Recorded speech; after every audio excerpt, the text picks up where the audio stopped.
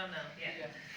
It was absolutely amazing. I wondered how you were going to do it, because there are so many layers of the character, and how you were going to get all the backstory in. And so the way you just had it flowing dramatically, switching from the way Tapudzai presents herself to the way she really is, portraying the issues that she's facing that have complicated her life. It was absolutely brilliant. Thank you so much. Thank you. And you kind of lied to us because you said you hadn't done this before. A performance? Yeah. No, this is definitely my first time. I also, honestly, I didn't know when you said, can you do performance? I was like, I don't know what that is. What is a performance? It's terrifying. Wow, I mean, you did, wow. I don't know what to say. Like, well done, man. That was amazing. Thank you so much. But you come from a theater background, though, Thandi. And tell us a little bit about that. You know? I do. Can you hear me? Is this still on? I've been based in Germany actually or mainly in Germany, and I've been doing a lot of theater not a lot, that's an exaggeration. I've been doing some theater in Germany, writing and acting and directing. But yeah, I don't know, to me, performance is different from a theater play as well. Like, interpreting somebody else's work is terrifying, and I literally am sitting here and I'm like, trying not to look at you. No! It's a whole different type of thing, yeah. And then there's film. Yes. You have been doing film 2017, 2018, the shark movies. Tell us two shark movies. Two shark movies. Yes. Yeah, tell us a little bit about that. It's kind of embarrassing. But, well, it's not embarrassing. Like you were like the star and stuff and everything. No, I'm based between Berlin and Cape Town. So in Cape Town, there's a very big film industry, and there's a lot of trashy American productions that get made there. So, you know, I do that a lot. Yeah. Understating. And Tsitsi, of course, you are in film as well. You have given us stuff like Neria, and tell us a little bit about that work and how does that work? Like, you know, when the literature side and the film side, and which genre for you? How different are they? Yeah, that's a really interesting question, because I went into film when I thought I wasn't going to have a career in literature, because my first novel had not been published. So I thought, well, put that in the dustbin and do something else. Then I actually studied film in Berlin, so that's a link we have, a city that we have an intense relationship with. And going to film school was really something else, because the two modes of narration are so different. And so what I find I have done is that some things are done in a literary manner and other things are done in a cinematic manner. So I try not to mix them, and I find that works for me. But coming from writing prose, it took me such a long time to learn how to work with film as a medium, because it's completely different. Okay. All right. And you were telling me some exciting things about things that you're working on, and which I'm not going to talk about unless you want to tell us. Yeah, well, so I spent a long time studying film in Germany.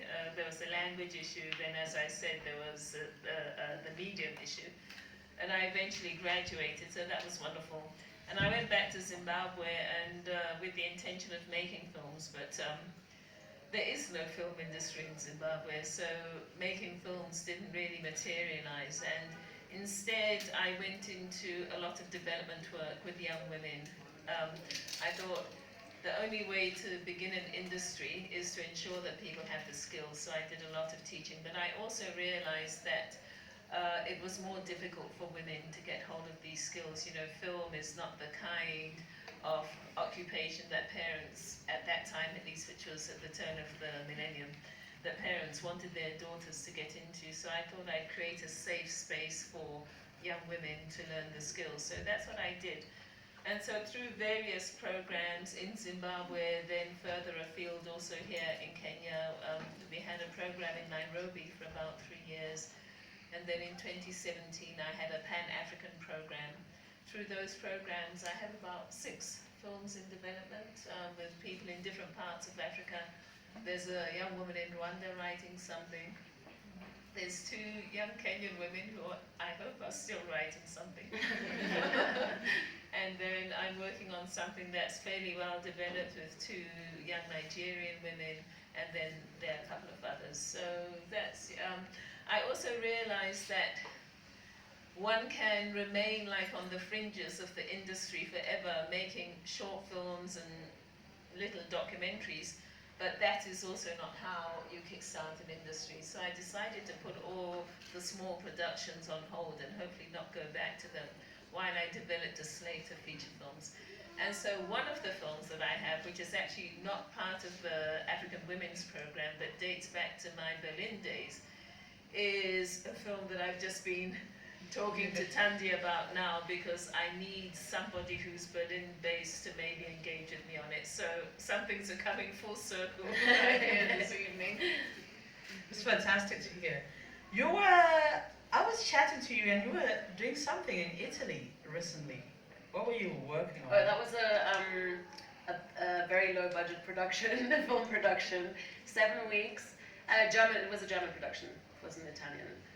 Okay. Sorry, may I come in here? Yes. 7 weeks, you said. 7 weeks low budget production. Yeah. Oh, 7 weeks low budget. Low budget. 7 weeks low budget. Okay. Do you always? And I said no. Do You know you why? always like talk lowly about No, your you know work? why I'm saying it, because I want everybody to feel sorry for me, because if you do a low budget production, it's like you can do it for 3 weeks and like, you know, it's fine. But when you do 7 weeks low budget production, by the end of that you're just like, it's exhausting, Yeah, because like, they don't have the money for samosas every day kind of thing. well, it was noodles every day, and by the end of it, your digestion is not working, but you still have to get up every morning at 5 o'clock, and like, it's just, that's why I said 7 weeks low budget production. To which perhaps I should come and ask you, film, funding, how does that work? Africa too. Okay, are there any Kenyan filmmakers in here? No? Nobody from the film world in Kenya. I was going to ask how it works here, because it seems not to be working in Zimbabwe. Thandi, South Africa? I mean, South Africa has a booming industry. I don't know how they get the money, but there's also the German-South African Corporation, I think. Some laws which I don't understand. Yes, but there is they have a co-production treaty in Germany. Yeah. which I think makes it easier to get monies from Germany if you're doing a production in South Africa. Yeah, but then that raises the question, why don't other countries aim for these co-production treaties? I think the thing is, South Africa's industry is just more professional. Yeah. I don't know. Well, no, I mean, you come from a family of your dad is an actor, for instance. Would you say South African industry is more professional?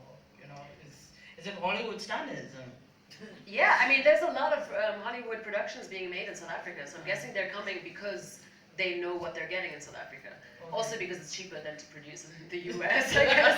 That is the other reason, but... But is anyone in for a history lesson? Yes.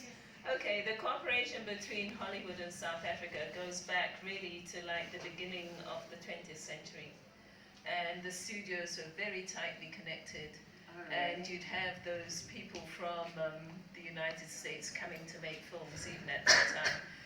And it was tied up with the whole setup around film here on this continent, which was basically to provide a means of calming populations for industry.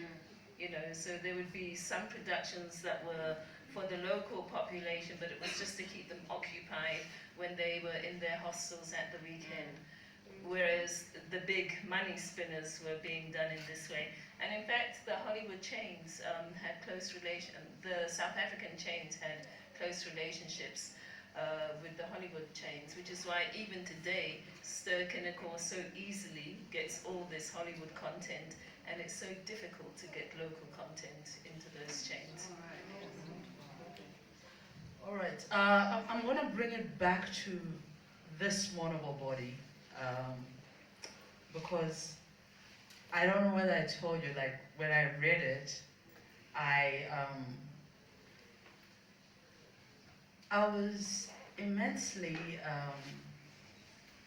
annoyed with you, and I also totally really identified with the characters, with Tambuzai's struggles, and I wanted to know what was going on through your mind, Tsitsi, when you wrote this mournable body? I was disappointed with Zimbabwe when I wrote this mournable body, and like the one thing that stayed with me the whole time, and it's a little bit better now that I've kind of written it out, was how Zimbabweans go on about, we are such a peaceful people, we are such a peace-loving nation. You know, The absence of war is no peace. yeah. First of all, but look at what happened during the liberation struggle. And this wasn't even perpetrated on your enemies. It was just people betraying each other for petty grievances.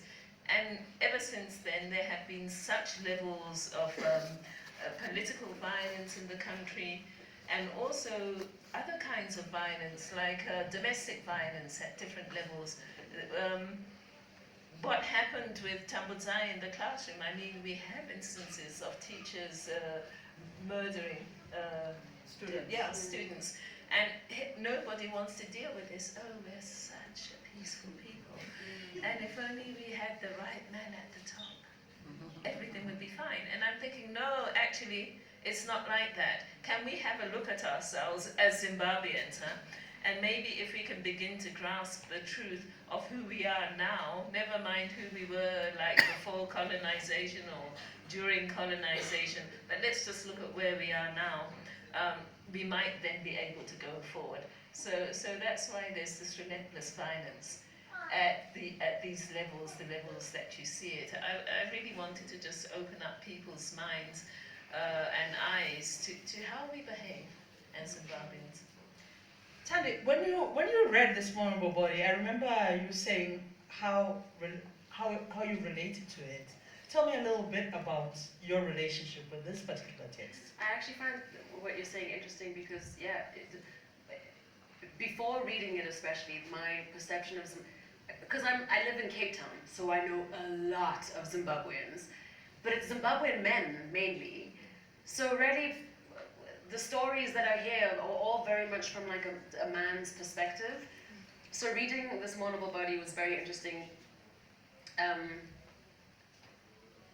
It was very painful to read. It was very painful to read and to have to identify with Tambu, with the character. Who is not a very likable character? Like, Who exactly? You know, you're like, ah! And this is the weird thing because it's confusing because you're identifying with her and at the same time you're like, I don't like you. You know? It's very. Yeah, you have to read it. You know, thank you for saying that because it tells me that a lot of what I intended to do actually did succeed. Yeah. You know, that's why I had the title This Mournable Body. This is taken from a 2015 essay by Teju Cole, which he wrote after Garissa. And like, there was silence from the international community. And so he was asking, why do some bodies get mourned while other bodies are not mourned? And so I wanted exactly that process to happen. You don't like this body, but you identified with the humanity of this body. So therefore you can still mourn this body. You know, so that was the very process that I was trying to evoke. Yeah, that worked very well. So this mournable body, third in a trilogy. I'll are we expecting another one? Yeah. Do we see Mary and Lucia doing something crazy and with Tamudzai, or this is the end of this particular? No, that's the end of this. Because also the important thing was to bring Tambudzai home. Even when we meet her in nervous conditions, she's thinking of going away, which you captured so well, this push to leave. And she finds out that she has to go home. And she finds some kind of personal redemption in that trip home right at the end of this mournable body. And so that was my intention. It was to say we have to come home, as individuals, as communities, and as nations, if we are then going to be able to take the next step. At this point in time, I'd like to open up questions to the audience. Can I ask a quick question, which is totally unrelated? Does somebody have a headache tablet? Because that wig was tight. Anybody? Hannah. Maramoja. Works like magic. Okay, I don't want to. Thank you. Thank you to both of you. It's such a pleasure to hear the author and see this wonderful interpretation. And I had the same reaction. I mean, I found Tambu so difficult to like. And like I was telling you earlier, literally I would have nightmares if I read before sleeping, because she just was so real. And I wondered, do you like her? Did you come to like her in the end? I came to respect her. I ended up thinking, what a woman who can tell this story about herself. and so she did earn my respect, which is really important, because she starts off as this person who has no self-respect, and I was happy that we had come to that point.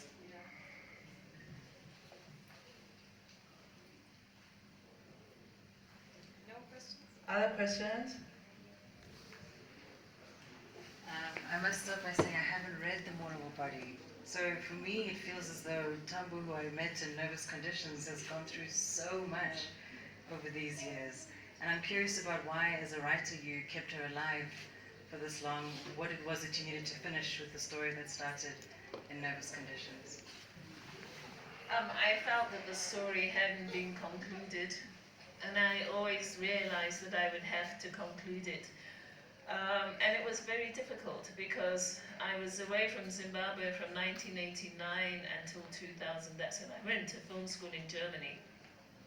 And things changed dramatically. I mean, up until 1989, Zimbabwe really was still a fabulous place to be.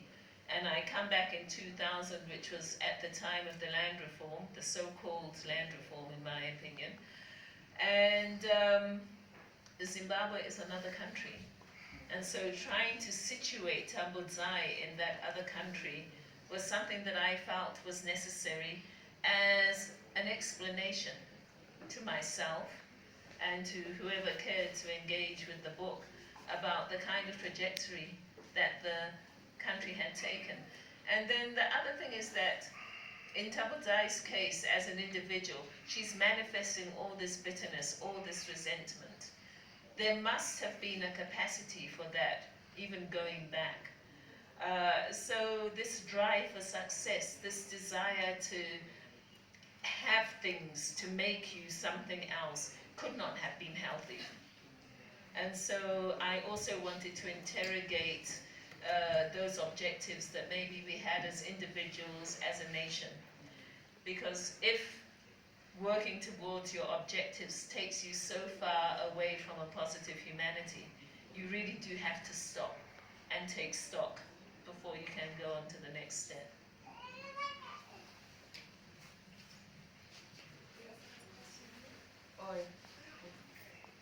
Hello, and thank you both so much. I think, Tsitsi, you talked about briefly the difficulties of navigating the different narrative styles in film and in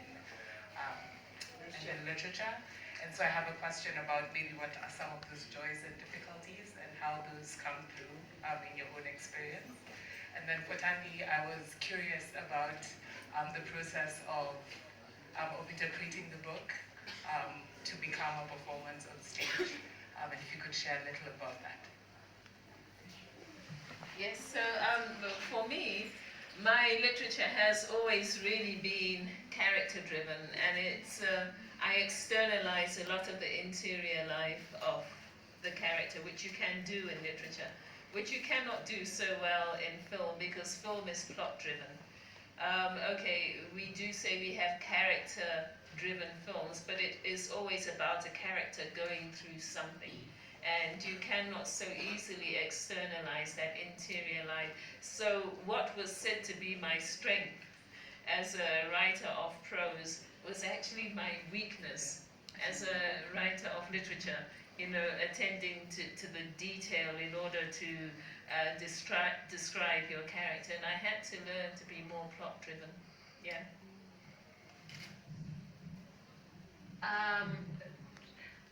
The process was, oh my god, what am I gonna do? A lot of that in my room, stressing, and then I realized I really want to be Tambu. That was pretty clear at some point, because I mean it's a very free kind of, because you can do that, which is very stressful. I could have been Yasha. Exactly, but then I decided I wanted to, also because there was this strong feeling of like, do I like, and I don't really like her. So then it's interesting when you then have to be that person. So then I just, I mean, what I did was very straightforward, kind of went through the story chronologically. Yeah, and then just took the pieces that I thought maybe that stood out, but that might also be interesting for somebody that hasn't read it. Yeah, that it would make sense for an audience. Because it's the newest book, right? You want to, it's like a preview, like a teaser, basically.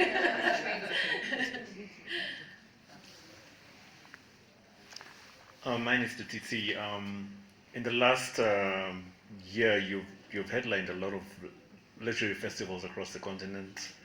You curated a huge festival in Berlin early this year. I mean, how does it feel that at this moment this year, where you're doing so much work? I don't know if you're doing the same amount of work in previous years, but I mean, how does it feel to have this kind of validation from the African literary community? Thank you for asking me that, James, because it gives me the opportunity to say thank you.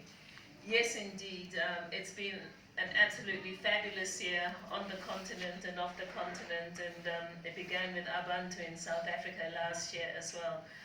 And what I have seen is that this validation is coming from younger people. It's the younger African people who are looking up and saying, we appreciate what you did. And that is just so wonderful, because a lot of this is really thankless slog, you know. So when young people say, your work means something to us, it really is uplifting. And it was the same in Germany as well. It was young German women, you know, not older people who I would have thought would be my colleagues who validated me, but no, it was the younger people. So that was really wonderful. And it just gives you the strength to go on, because you have to recharge your battery somehow. And so I'm really thankful to people like Zukiswa here and yourself, and you know, and you agreeing to do this and putting so much in it, because otherwise there really is no point in doing it if you're not reaching people. Well, thank you so much for the conversation. I really enjoyed. Tsitsi, I'm very curious because from what I've heard, and I might be wrong, you wrote Nervous Conditions when you're 21 years old, and I want to understand how a 21-year-old creates such a universe and makes it a shared reality. Like, what made, when you're just 21, like what made it so important for that story to be told, and how did you ensure that it comes to light? And then one more question, in your filmmaking, how has that empowered your writing? Like, would you encourage people who primarily identify as writers to dabble in other art forms, because it eventually empowers like their true calling? Yeah, so your first question was a young person writing. I began writing I began writing Nervous Conditions when I was about 21 thereabouts, and I finished it when I was about 25. It took a long time, it was a process. And this was in the early 1980s. So Zimbabwe had just become independent, and all we could see were opportunities. And so it was important for me to engage young women and say these opportunities are for you also. You know, and it looked as though the country was just going to go on an upward trajectory. So when it stopped going on an upward trajectory, I had to revise my message. You know, and so this is what you see happening in the Book of Not and in This Mournable Body. And the Book of Not also had to deal with the difficult war years, which we have not, in fact, in my opinion, sufficiently dealt with. Because what happened in Zimbabwe is that when the ZANU-PF government came into power, there were official narratives that were enabled.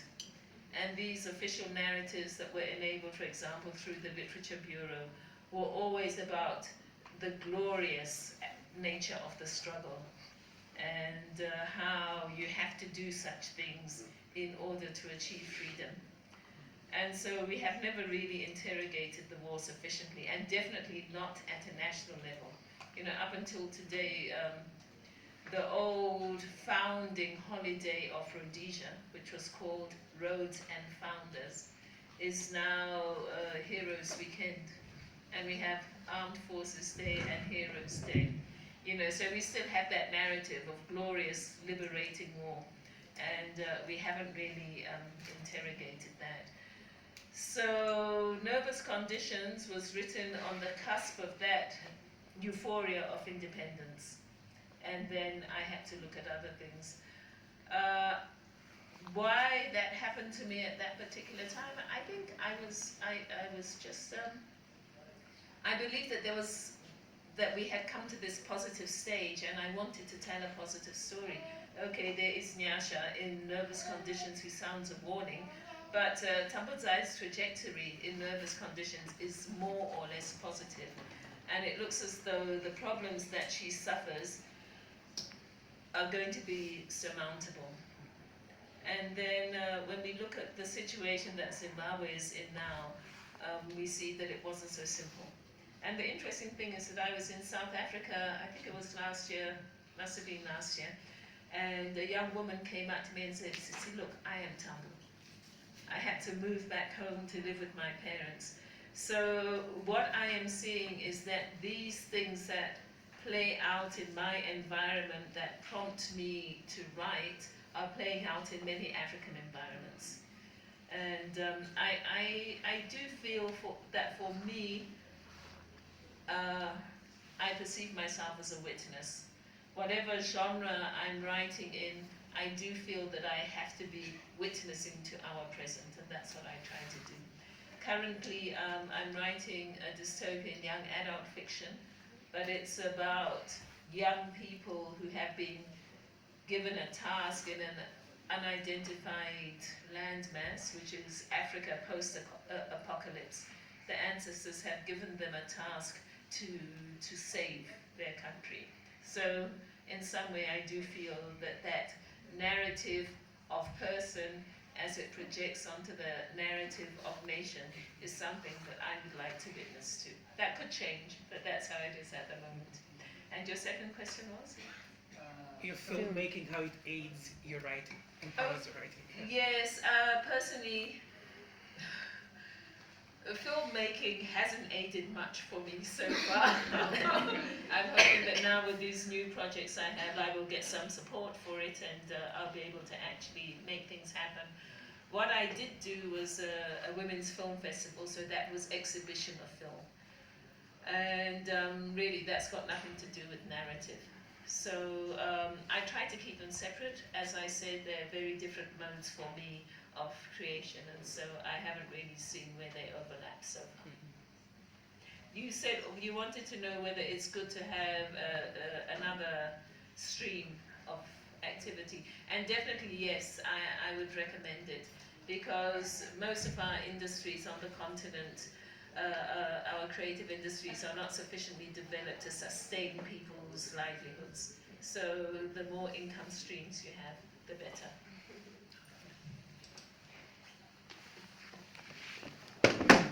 Thank you, Zukiswa, thank you, Thandi, and thank you, Tsitsi. My question is to you, Tsitsi.